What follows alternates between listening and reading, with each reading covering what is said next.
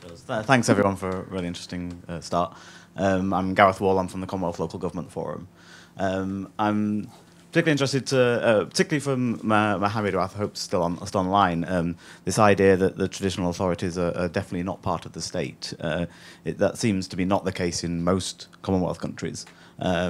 Most countries, as they move forward, formalise the system. So here in the UK, we've got bishops in the House of Lords. I mean, they're not elected as much as these guys. They're as part of the state as MPs, legitimately. So I find this, as I say, the dichotomy that you're trying to talk through a bit problematic. But yeah, I'll come back on the other point later when I've remembered it. Cheers. Okay. Emma, you had your hand up there. Thank you. Sorry, I'm not sure if that's on.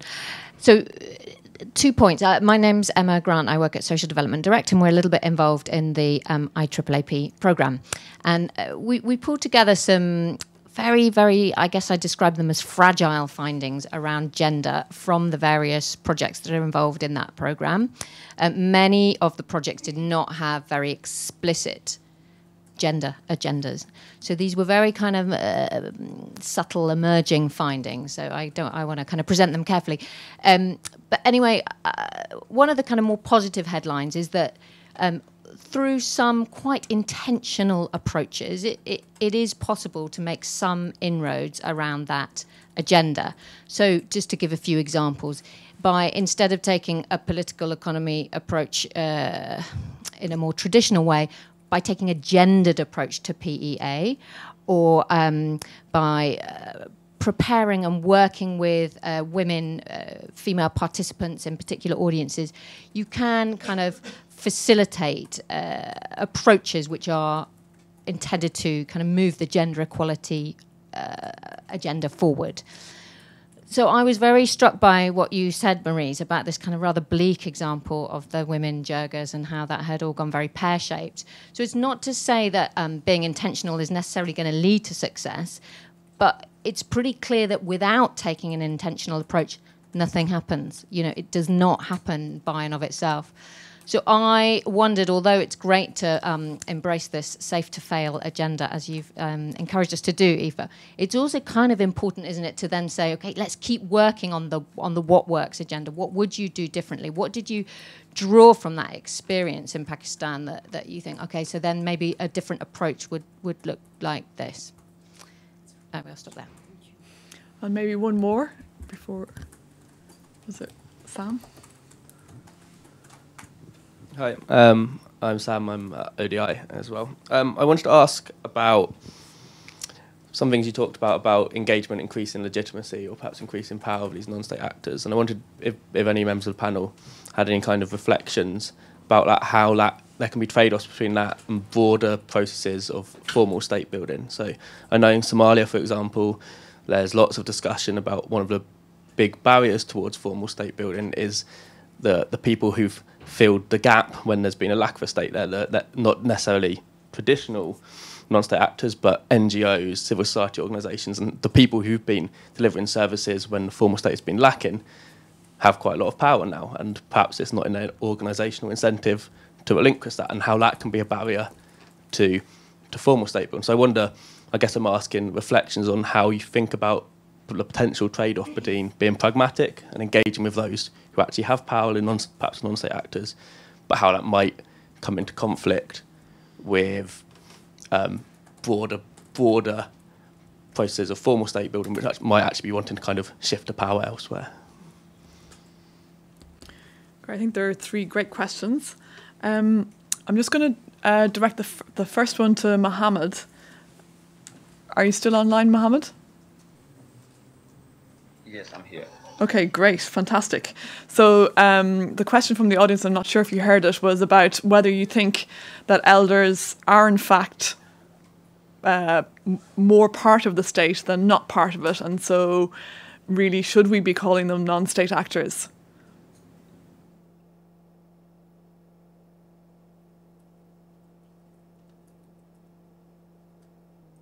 Either that was a very difficult question or we've lost Mohammed. Mohammed, are you there?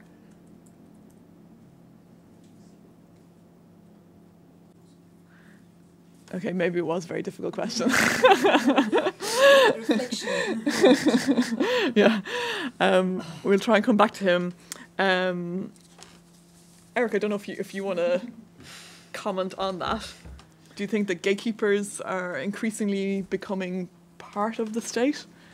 I think they can be. I think I'll take it a little bit also related to Emma's last question about need to do something versus not doing something. The thing is, they are there, right? So it's not. We don't have the options of not doing something. Well, we do, but then they will just continue cementing their position in society.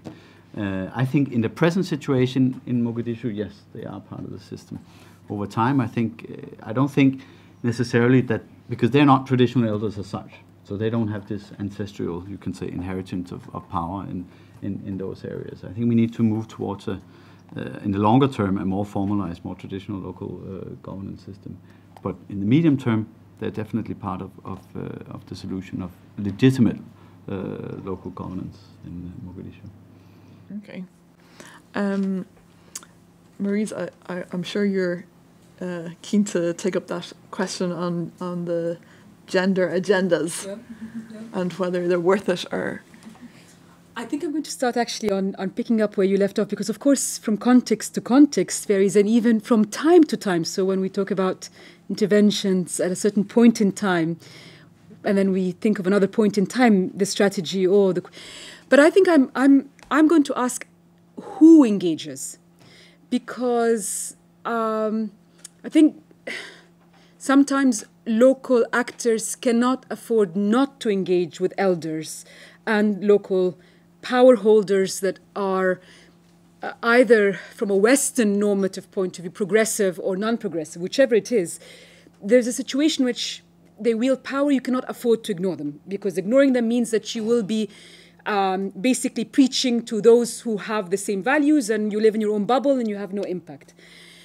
But I think when it comes to external actors, I would say there are times when external actors should not engage, because their engagement either increases a backlash against local actors or has the unintended outcome of increasing the power hierarchy that is oppressive on the ground.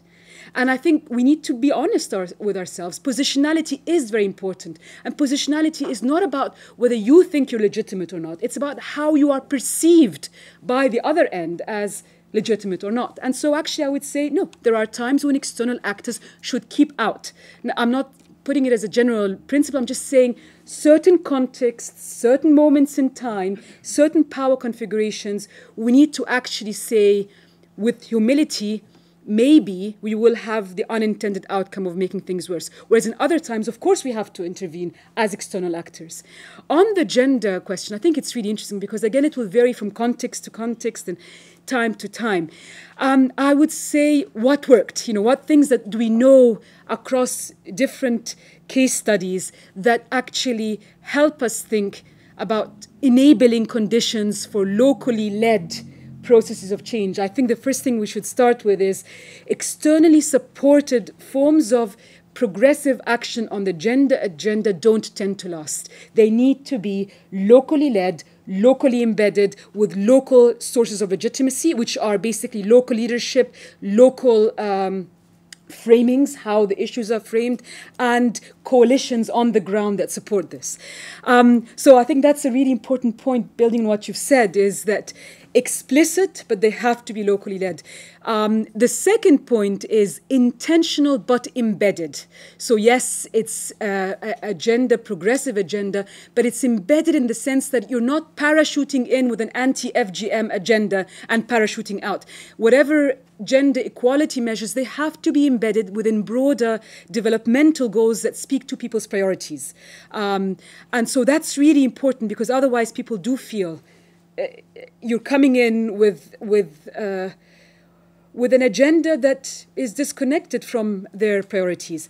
The third lesson, which is very important, is the fact that women's identity, working with women, does not mean a gender progressive agenda.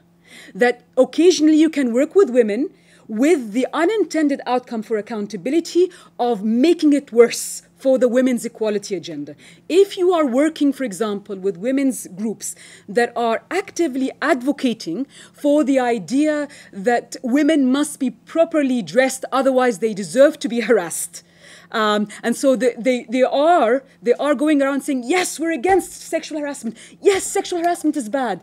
But how do they intend to counter sexual harassment? By telling women to dress up more modestly.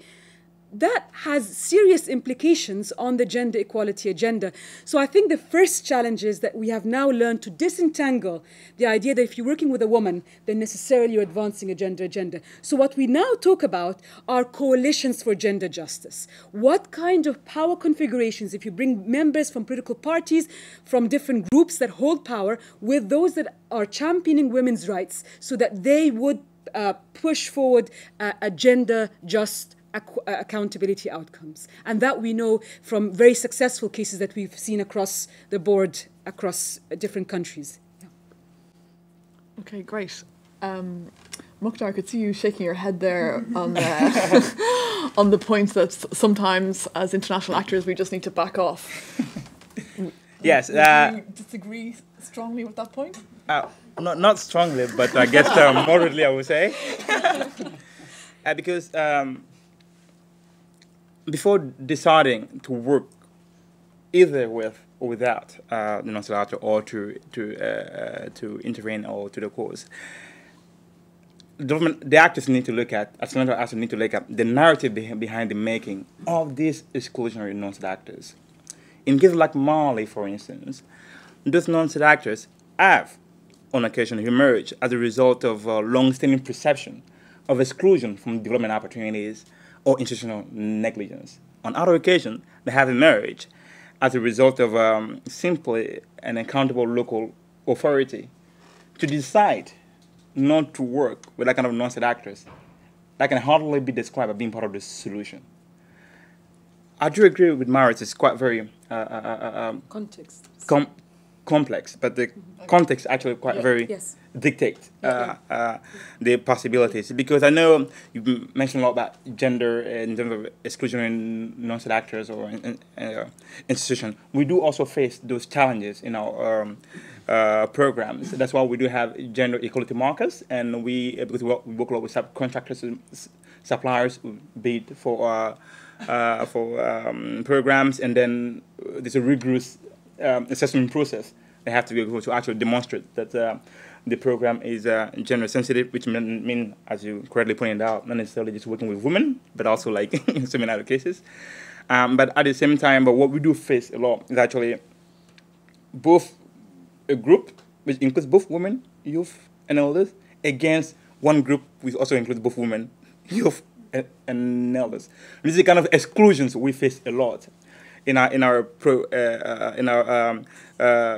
programming. We try, as I mentioned, trying to look at the history behind the making, the narrative behind the making of this group, and I think that's actually bring a bit of a contention with Mari's point earlier. Just we should actually normally keep out. I would say we should try first to sort of investigate and see whether it's actually something we should keep out of. But actually, in this case, I think what is important is actually the making of this exclusionary non-state actors. Okay, and on the Eric, did you want to come in there? No, I just wanted to add, I think there's one thing which I think is critically important, right? Any intervention where you work with these legitimacy issues are obviously extremely controversial, and I think it's important that donors recognize the need to set aside a lot of funds to actually monitor what is going on. You need to understand, how does this change the political economy? What are the consequences? And you shouldn't engage in an activity like this unless you actually have resources available and that you feel that you are in a position to actually measure the changes that are taking place and who benefits. I mean, some of the examples we've heard here as well. Can I just say a short thing on the gender issue? We are working actually with advice also from Emma here, but an SD Direct. We have a small side project with the gatekeepers because they themselves actually, it's not our idea, but they came up with the idea that they wanted to work with gender-based violence, child marriages, and FGM. And we are taking the local context as the starting point, but that's also a dilemma Just a very short version, you can have 3 ways of FGM in this context. A very rough one, everything is removed, stitched together, etc. The also, let's say, where the other version where half of clitoris is removed, etc. And then there is what we call the gentle prick, where you use a needle and there will be a bit of blood. Now the dilemma is, can we work in this environment? So we've been working with imams and to say, well, obviously all these 3 types should be avoided, but obviously you also have to recognize the local context as well. So we've actually tried to move towards this sort of gentle prick. It's still a rights violation, right? I mean, there's no long-term consequences of this, but when the action takes place, it's still a right violation. But if you're not there, then you have the other sort of more tough intervention as well. So there is a dilemma, which I think is a very tough dilemma, but that you need to take into consideration. I guess hopefully you're moving in the right direction by. That's what we think we are. Yes, definitely. Yes. I just want to pick up on Sam's question about NGOs becoming quite powerful actors and potentially working as barriers in the state building process. Mukhtar, in northern Mali, I know that's quite an issue. Do you think that international actors should continue to work with NGOs, even though they may be preventing the state from taking responsibility for what they should be doing? I think international community should continue to work, but definitely under more scrutiny. I think the issue really there is not necessarily the problem is on the NGO per se, in my understanding. It's much more about the absence of a state to actually direct intentions and also to guide intervention. Does not mean necessarily the programs the implementing are fundamentally wrong in their approach, but because if you don't have the kind of institutional guidance from the top, and you're actually taking over the services it's supposed to provide in those areas, sometimes I think this will actually agree with you, that you're actually giving him a bit of a relief, again, the fact that you're actually taking over this responsibility, you're helping create a bit of connection where they can actually take over on what you built on. So one challenge, however, this your point addressed that is stumbling block to that kind of a uniform state-building approach, as you mentioning, is a lack of a coordination and synergy between international actors with substantial financial influence.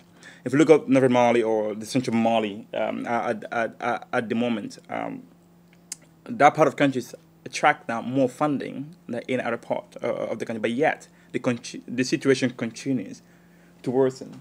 So it's very easy to come and say, well, the NGOs are not doing their job properly, or the international community, or the actors are not putting the right amount of funding at the right place.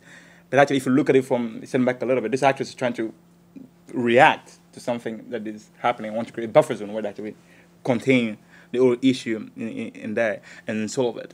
But I do also agree with your point, Sam, because if the state cannot help define the concept of state you want to have in that particular area, then are we actually contributing towards a good notion of state building? Because we've seen with concept of state that actually the modern state, as we see it, can sometimes be a notion of state that automatically exclude other forms of territorial-based power and rule. So we have a question from online, which I think is an interesting question for Maryse, and it's about whether we have any recommendations or useful analytical frameworks to help understand when or in what contexts external actors should take a step back and not work with non-state actors. This is a really good question. I think I'll take this recommendation as something that we have to work on in the next 5 years program, because we've come across it. But it's all at the moment just examples from different case studies. where where external support created a backlash because of the way it was done. So we were not interrogating whether external support is in and of itself good or bad. We were just saying how it was done, in the manner it was done, where it created a backlash. We do have this with respect to the issues of gender equality. This is a bit shamefully self-referential that IDS has a publication called, let me remember its name, in 1 second. It's an IDS bulletin, it's free, open access, called Gender, Rights and Religion at the Crossroads, where Cassandra Balkan, who passed away a few years ago, was looking at cases where external support for elders to work in a very concerted way on gender equality issues had the unintended outcome of displacing work on gender equality, and where elders began to use a dual discourse. In the face of the external actors, they would say, yes, we're all for, women's rights, we're all for blah, blah, blah. But then in another space, they would use a discourse that was entirely different. And because the external actors didn't have access to those other spaces, they didn't know what was going on. I'm very happy to send her the details of this. But I think beyond that specific issue, beyond the gender equality agenda, I think we need to look more at systematic data on this. And I think it will all be about the details. I would guess, and I could be completely wrong, that in most cases the question will not be so much as whether external agency is good or bad. It's external agency enacted through which local partners, at what point in time, through what mechanisms, and whether it was sensitive enough to the power dynamics on the ground. Okay. Mohammed, are you back online? Yes, I am. I'm just going to try putting that question that we had from the audience to you again. It's about whether you think that, in fact, it's misleading to say that elders are non-state actors, and in actual fact they are much more a part of the state than apart from the state. Would you agree with that? Okay, in the Somali context, elders are not part of the state, except in regions in the north, in Somaliland. It's institutionalized, but in the federal government of Somalia, it's not. And elders are not part of the system. They have no place in the constitution. It's totally informal, so they're not state actors. Okay, great. So I think what makes Somalia different from the UK is that it's there's on one point is that elders, their role is being increasingly formalised, but they are distinct from the state. And just appointed the president. Pardon? That's pretty full. Yeah, Well, they don't appoint the president. They No. Mohammed, do you want to explain? Okay, the elders appoint the voters who elect the members of parliament who elect the president. So by extension, you can say yes, probably. So, but just clarify how many voters. 13,000. Well, each elder has selects 51, and so there's 275 seats of lower house of parliament, and some elders will select 2 or 3 sets of 51 and voters to select 1 or 2 or 3 different MPs. So so some elders have more power than others, and depending on the clan they represent. But those people select the MPs.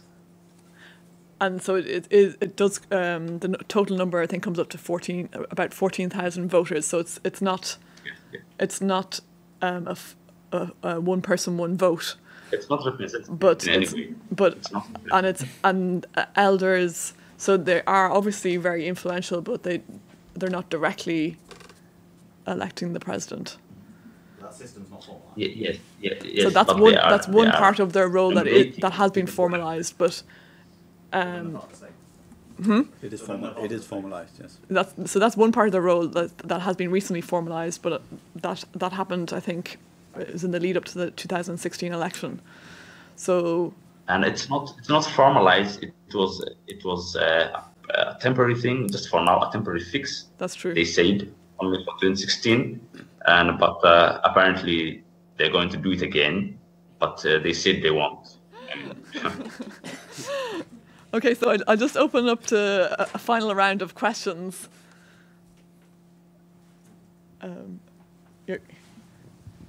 Hi, I'm Adam Matan from Anti-Tribalism Movement. I have two questions, and one of them is in boss conflict society like Somalia, how do you determine who's a gatekeeper, who's a real gatekeeper, and who isn't? Because, for example, in the lower Shabelle and in the Juba regions, there are a lot of people who claim to be gatekeepers of specific refugee camps or IDB centers, but to be honest, maybe they have a power because they're the clan that has taken the power after the civil war, and they have no legitimacy at the community level or at the IDB level. So if someone comes to you and says, "Yeah, I represent and I've your corridor and I'm the clan leader," do you take that as a face value, or even in Mogadishu? And also same for Mohammed. Some of those elders are sometimes their role are contested, and whether they're the actual leaders of those specific communities that they claim to represent. If you look at the case of Somaliland, there is individuals who selected their sets of MPs, their 63 or whatever MPs that they get at the government federal level, and these individuals are not people that has been elected or given a mandate by the communities or the Somalis in Somaliland. And also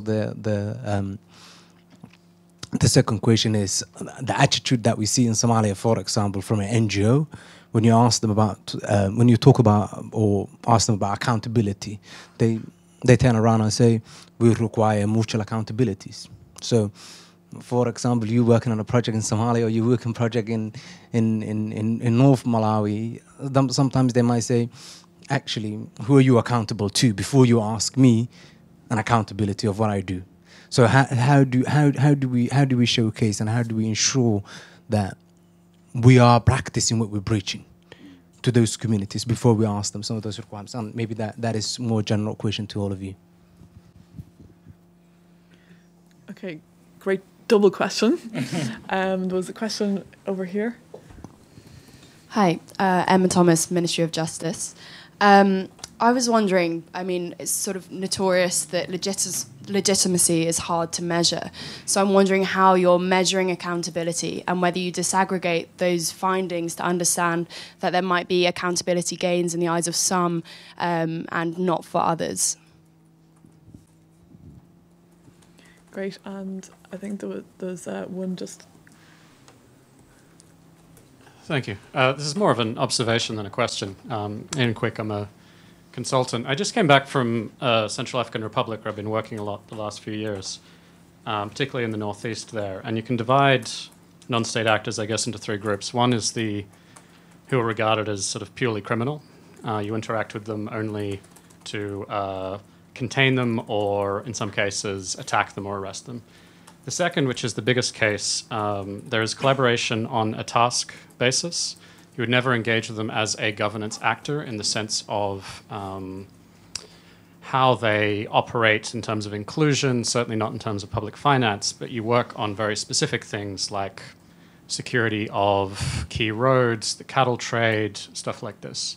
And the third category, which is much smaller in that case, are actors who are incorporated somewhat in the constitutional order, who are acknowledged as having some political place under a functioning provisional peace agreement or something of this nature. And that's the situation in which, yes, maybe you start talking about, can some of these people transition into a formal political party? Can you start looking at women's representation, this sort of thing? And that's far from a typology or a framework, but in practice, that's sort of how it's broken down in that case. Okay, great. observation there. Just I know you had a question, so if it's really quick, then. Thank you. Lizzie Hobbs, I'm a master's student at King's. Was just wondering, in the context of Pakistan, whether you're talking about the Jirgas and Talibanization, kind of countering that, whether you found that counter-terror legislation, things like that, meant that external actors are quite limited in who they can engage with, and whether they can't actually access the real power brokers, because there's quite blurred lines with militias and things like that. Okay. I think they're really good questions to try and get our heads around and finish up within 10 minutes. I think the question on who are the gatekeepers and how do you decide which of them to work with, Yes. I'm going to put that to you, Eric. I think these are all really good questions. And maybe if you can say something about the mutual accountability as well. Yes, exactly. We've been fortunate enough to have considerable resources attached to the research part, right? Well, first of all, I'll say I've worked on the gatekeeper issue since 2012 in Mogadishu, and there's been a change. In 2012, it was very sort of an undercover operation. It was very difficult to identify who was the real gatekeeper, and the system was much more entrenched and linked to the central government, and well, not the central government, but individuals at high levels. Since then, there's been a formalization, so now they actually do have signboards with the names and numbers on. So in that sense, you could say they're easy to identify. But we've done 200 questionnaires. We've done, I don't know how many focus group discussions, etc. We work in 10 selected settlements, and we've done that over 2 years. So we are quite sure that we have the right gatekeepers in our case. But just to actually, I'm going to jump to the accountability, because that also relates back to the accountability questions. How do we actually know the changes that take place? Well, we are constantly monitoring the situation, so we have constant, we think we do, overview of what is happening on the ground. Having said that, you don't always know all the elements of the political economy at a local level. And the Somali society, in some ways, are an exclusive society because partly of the clan structure and also with gender, significant gender biases. And just because the gatekeeper becomes more accountable to the local government, provides more commitments, it doesn't necessarily mean that the most marginalized in the IDP settlements are sufficiently heard in that process. We hope that we are moving a little closer, because this was also the case before we went in, but it is of course, it is an issue. Mutual accountability, practicing what we preach, it's always a good question. We've tried to design, I mean, the gatekeepers themselves have identified their commitments as to what the changes they want to see. It's not something we've come up with, and then we're helping them with implementing these commitments. We've also, the IDPs themselves, we've also trained, I didn't touch so much upon that, they're also making commitments. One of the things they're actually doing is that they are making sort of welfare groups where they identify beneficiaries themselves outside of the settlement manager, the gatekeeper. It's the first time ever, right? So you can say that they're sort of encroaching on the authority of the gatekeeper in that process. And we're trying to follow their lead. But of course, the original idea is ours. And before we move in, we have an idea of what we want to do. But we did change the program a number of times during the implementation, as we learned throughout. Yeah. And Mohammed, just on that question of which elders you decide to work with, and do you make a judgment call on elders that you don't think are necessarily legitimate in their local communities? Okay, and about the legitimacy of the elders, in 2012 there was a conference of clan elders and clan representatives, and several hundred of them, and from that number it was selected, 135 were selected to represent all the clans. So when we say clan elders and the legitimacy, that's what we refer to, the 135. And so in terms of legitimacy, there's also questions all the time. And in the last election, they added one more elder, and for political reasons, they wanted somebody to get elected. He couldn't get elected because he didn't have an elder, so they created an elder for him. And so there's that kind of thing. Okay, so definitely some problems within that system. And who's actually selecting those elders? And in 2012, they were selected by clan representatives, and it was supposed to be final. And 105, this represents all Somalis. But as you know, in the last election, we had a very corrupt government, and they changed everything to suit their needs. So it was not supposed to be them who do that, but they did it. They added an elder, but they didn't have the authority to do that. Okay. Thanks, Mohammed. Maurice, on that question of measuring accountability. Yes. I'm actually going to go back to the question you started with, mutual accountability, because it's something we're very much struggling with in IDS since all our work is with partners. So in the consortium, for example, where we had PASCAR, which is a Nigerian-based organization and so forth, we made sure there is full transparency in the budget allocation. The devil is always in the budget. It's who gets what part of the budget to do what. And we made sure that there is full transparency on that. The second is, I believe, the co-construction of the agenda. And that means that we need to make sure that the research questions themselves are co-constructed. And the third has to do with credit. Because as you know, a lot of the cases are cases where on the basis of we're a different set of gatekeepers here. On the basis of our privilege to visibility in certain spaces, it is very tempting for us to get credit for work that has actually been on the ground, been done with local partners. So we make sure that there are avenues for visibility of our local partners on the work that they've done. And I think one of the things that is very, very important for us is if you are able to work with local research partners, and do work through action research, where there is a process of continuous action and then reflection and so forth, that is less extractive than sending a group of researchers from here to work in country X. But it doesn't mean it deals with all the issues of mutual accountability. It's just we're trying to shift the terrain a little bit so it's less skewed towards our knowledge and our resources, privileging the positioning and visibility. And I think transparency is important. But on the question of measuring accountability, we're really struggling with this. The first thing we started with is in all of these 5 countries doing questions of what does accountability look like to you? And in many cases, the word did not translate into local languages easily. Just to sort of give you an example, in Egypt, the literal translation is muhasaba, which sounds like you're an accounting firm. It has the nuances of accountancy.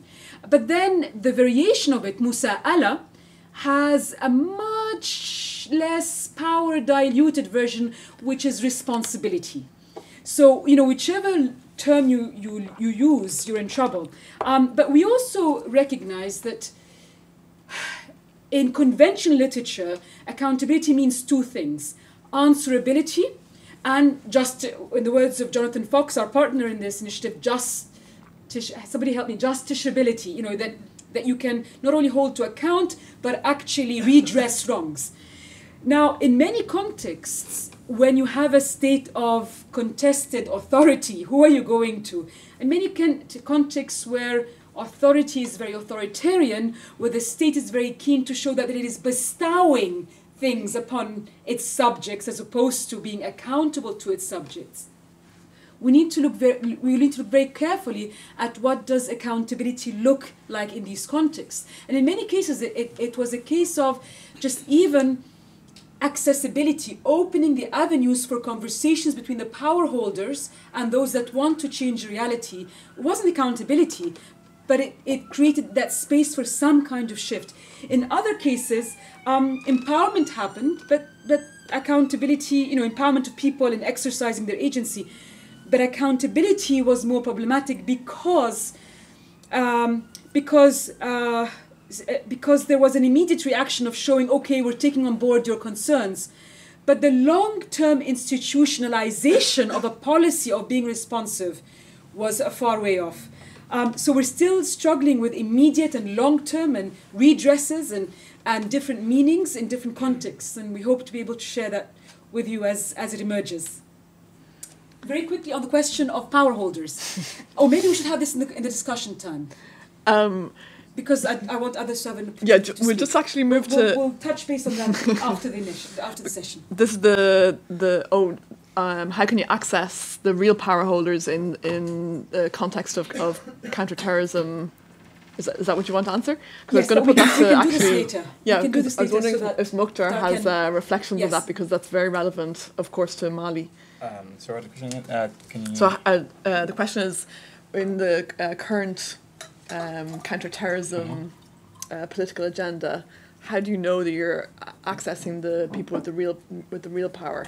Yes, I think that question and that's quite very relevant to our case, and I think what we do really try to do, as I mentioned earlier, when you're working in a fast-paced political environment with a multitude of actors with different interests, it's all it really boils down to our own conflict sensitivity approach and do no harm approaches, because sometimes it gives you a group of young men or people just taking arms here, in this case, and told that they want to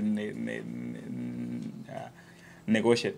But actually, the reality that they see a cake, they want to have a share of that cake. So what we try to do really is to a little bit of stand back from all that kind of specter. We want to have a demonstrable and actually tangible and visible proof that you have some sort of, as you mentioned earlier, kind of a community acceptance at the local level. And that's why our program is trying to go into that community and work with this community to see those practices in place. So it's very difficult to come and trick us and say, well, I represent X and therefore my X. For us, it's all start from the grassroots in the actual community. But what I did also want to address about your mutual accountability point is that from our perspective, it's very, very clear that we are accountable to the British people. Because our programs take directives from the national... Is it always very clear? Well, because our programs follow the National Security Council directives, and we do have a set of board that programs have to be approved. So if you don't meet certain criteria or you don't respond to certain points set from above, there's no way your program is gonna make it through. So that's one aspect. But we do also deploy quite a very interesting mix of mechanisms to ensure all partners are quite accountable to what they're doing. And one of them is ICAI, which is the Independent Commission of Aid Impact. And also have our annual reviews process, which is run annually to ensure whether the expected outcome stated in the program document is actually what has been achieved. We see our work with the implementers as a partnership in which they can come to us anytime when it's in a question. I guess that will link back to my fellow Minister of Justice over there. Actually, how we can measure the accountability and actually the legitimacy. But I guess the Conflict, Security and Stability Fund remains one of the least transparent fund. Well, if I can say a note there, we do have ARC, and I believe ARCA is there is quite independent, and I believe one of the main objectives is to monitor. It's like our audit to make sure whether we actually doing what we set out to do. So I think ARCA will be the best place to answer, to actually measure whether we actually being accountable or not. So, transparent. So in summary, I think that there is more we can do on mutual accountability, both to the British people and to the people we're working with in country. I guess what comes through really strongly from this discussion is the huge range of non-state actors and the different relationships both with the state and with other non-state actors, so that we get this kind of picture of I guess, a network of different power holders, which creates quite a different challenge for us when we're thinking about improving accountability. So rather than thinking about this relationship between the citizen and the state, we need to think perhaps about the citizen and a range of different power brokers and power mediators. That's the impression that comes across really strongly. But in 1 minute, can I just put it to the panels, your final conclusion on whether non-state actors are friends or foes? We'll start with you, Eric. Well, I mean, I either or, right? You got 10 seconds. Okay. They're both. Don't be co-opted by them. But obviously, I mean, we can't work. Development is messy. You need to work in the context and political economy where you are. I mean, you can't put on a blueprint. So that means you need to engage also with non-state actors. Sure. Mukhtar? I agree with Eric. They're both, because when you have a multitude of actors, someone's friend and someone's enemy, and also cases where the friend of your friend tells you, well, I'm not your friend. So non-state actors do actually provide a fantastic opportunity to change tables around in areas where the state actors have the limited potential of success. But they can become the feared, perfect, dreaded enemy when they go rogue. Yeah, that is true. Mohammed, friend or foe? I think in most cases they are not friends. Ooh, controversial. And Maryse? I know this seems like dodging the question, because you are an academic. In the spirit, in the spirit of challenging dichotomies, non-state actors sometimes spill over in state, and state spills over in non-state, and friend or foe depends on the moment, the issue, the nature of the relationship. So I'm in the spirit of challenging all kinds of binaries and categorizations. I'm always going to say it depends. Yeah. Okay, great. So I hope you enjoyed the discussion this evening. Lots of complexities in working with non-state actors. If you want to read in more detail about the learning that has been captured from these programs that we've talked about this evening, there is a report specifically looking at Eric's program and Mohammed's program in Somalia.